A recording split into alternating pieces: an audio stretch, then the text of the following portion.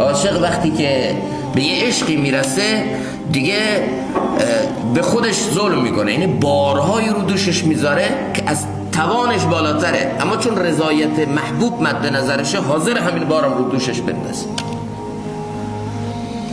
بابایی بود میگه چند تا بچه داشت، تو این بچه‌ها یکی رو بیشتر دوست داشت، اون بچه‌های دیگه حسادت میکردن که چرا با این همه بابا توجه داره به ما نداره. یه روز یه فیلی بود اونجا، بچه‌هاشو صدا کرد، بعد خطاب به این 4 تا 5 تا بچه‌اش گفت که برید اون فیل رو بلند کنید، هر کس بلند بکنه یه جایزه خوبی پیش من داره. یکی گفت بابا این فیل، این مانچ، چطور می‌خوایم بلندش بکنیم؟ گفت همین، می‌کنی بکن، نمی‌کنی دیگه بهانه نتراش. به دومی، به سومی، به چهارمی، نهایتا اون بچه‌ای که یه بچه بهتری بود و بابا بهش بیشتر توجه می‌کرد، گفت بابا شتر رو بلند کن.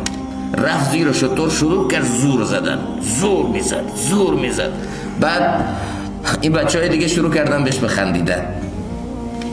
بعد بابا گفت بس همین، بیا اینجا، مگه تو میتونی فیل بلند کنی؟ گفت نه. گفت چرا این کار کردی؟ گفت میخوام به تو نشون بدم که تو رو دوست دارم، امر تو رو دوست دارم، ولی این از توان من بالاتره. من همونو میخوام بهت نشون بدم، اونی که در وسع منه، اونی که در توان منه، میخوام بهت نشون بدم که امر تو اطاعت کردم ولی از توانم خارج شد.